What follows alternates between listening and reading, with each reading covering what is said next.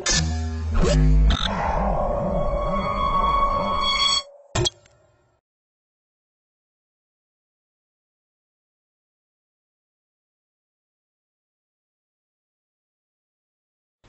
everybody, I'm Christopher Green. You're tuning into AMTV Alternative Media Television.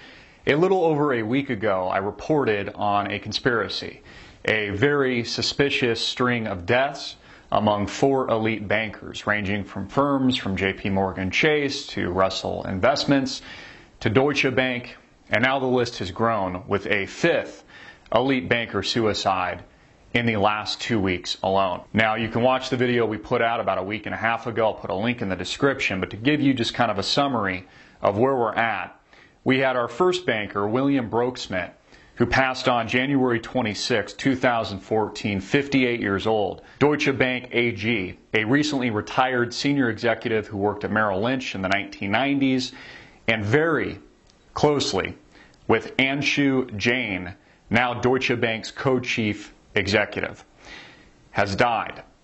He was allegedly found hanging in his residence on Evelyn Gardens, the street where Broeksmit lived, and authorities aren't treating the death as suspicious. 1 day later, January 27, 2014, 51-year-old Carl Slim of Tata Motors in the finance division, managing director, winds up dead. He's found dead on the 4th floor of the Shangri-La Hotel in Bangkok, allegedly jumping to his death while staying on the 22nd floor with his wife. January 28, 2014, 1 day later, Gabriel McGee, who works at the London trading desk of JP Morgan Chase's, a vice president in the IT department, dies after falling from the roof of its European headquarters in London. They have to put a plastic sheet over the body. An employee of JP Morgan Chase Investment Bank who fell to his death from the firm's European headquarters during rush hour in London. Again, just 39 years old. 1 day later, January 29th, 2014, 50 years old, Russell Investments chief economist, very well respected, and also worked as a former Federal Reserve Bank member, Mike Duker, 50 years old, found dead near the Tacoma Narrows Bridge in Washington State, allegedly jumping 50 feet to his death, committing suicide. Again, all of these people, high intellectuals, elites within the banking system itself, these are not regular Joes. These are very high-profile figures within the banking industry. A sheriff spokesman said investigators learned that he was having problems at work, but did not elaborate. Allegedly commits suicide. And now, Brian Henry Crane reported February 3rd, 2014, just a little over a week later, 5 days later, not even a week, 37 years old. Crane was an executive director in JP Morgan Chase's Global Program Trading Desk in New York. He leaves behind a wife and a family, children. Ryan Henry Crane. And it's very mysterious. There are no details regarding his death specifically, whether or not it was a suicide or not, although it looks like it, because according to the reports, it says that he died at his home, February 3rd, 2014, at his home in Stamford, Connecticut. He was only 37, so my guess, and I'm sure yours is, that it was not natural causes. What's interesting about this case, in this recent 5th elite banker alleged suicide, Ryan Henry Crane, is his affiliation with the firm JP Morgan Chase, his age only being 37 years old, and also the mysterious death of a colleague, Gabriel McGee, on January 28, 2014, who was also only 39 years old. 37 and 39 years old, dead. These people just deciding to kill themselves. Also, a connection. Gabriel McGee works at the London trading desk where he allegedly jumped to his death. Ryan Henry Crane in the IT department in New York. This would likely mean that Ryan Henry Crane and Gabriel McGee knew each other, that they probably, more than likely, spoke with each other on a regular basis. The London trading desk and the New York trading desk communicating regularly to manage the trading practices and the investments of JP Morgan Chase. Here are some questions nobody in the mainstream media is asking. And again, these reports are being treated as not mysterious and not suspicious. And when looking at the string of these alleged suicides, number one, why would elite members of the banking community just start offing themselves? Other question is, what did they know? What did Gabriel Magee and Ryan Henry Crane specifically know, if anything? Did they know each other, which you would think would be a high likelihood considering they worked for the same firm and their trading desks likely spoke with one another?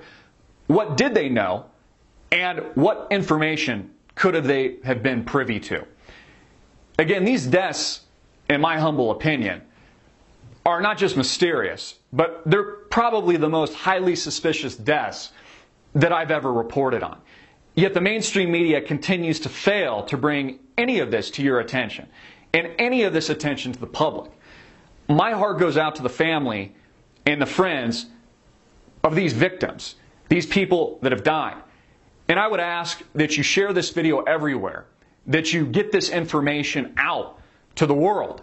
Something, again, that many people are afraid to report on in the mainstream media. It's currently bought and paid for by the corporate elite, isn't going to touch. I want you to put yourself in the frame of mind of being the wife of Mr. Crane or the wife of Mr. Magee. And something else I uncovered I'd like you to help me with. There is a rumor, I have been unable to verify this as fact, and I'd like your help, that Gabriel Magee, moments before his death, had text messaged his wife saying that he'd be home soon, right before he allegedly fell. Help me please confirm that. That is a rumor. I've been unable to verify that as a fact.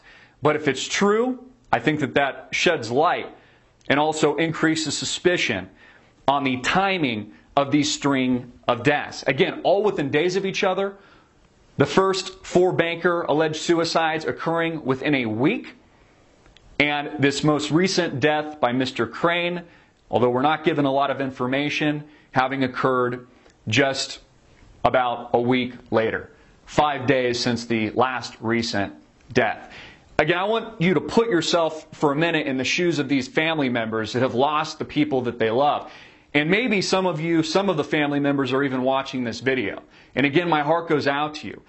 If for any reason you feel that the death of your loved one is suspicious, that it isn't adding up, that your loved one wasn't in a frame of mind at all to commit suicide or take their own lives, that it's totally uncharacteristic of who these people are, you need to speak up. You need to reach out to the media. Reach out to us here at AMTV. We'll get your story out to the public. Because again, I have not seen anything this suspicious, any more suspicious than this, in the 4 years I've been bringing truth-based media to the public. And it's absolutely unbelievable. And it brings up an even greater host of questions. Did somebody put these people out of their misery? We can already see that there appears to be some kind of motive to do so. What else did these bankers know? Are they aware of an impending financial collapse? Some kind of 2008 repeat? Having an inside track at these major Wall Street and banking institutions? Do they know something that we don't? Have they uncovered something specific, something criminal related to these institutions, related to these too big to fail, bailed out banks like JP Morgan Chase? Or is it just a coincidence? Folks, we need answers to these questions, and we need the answers now.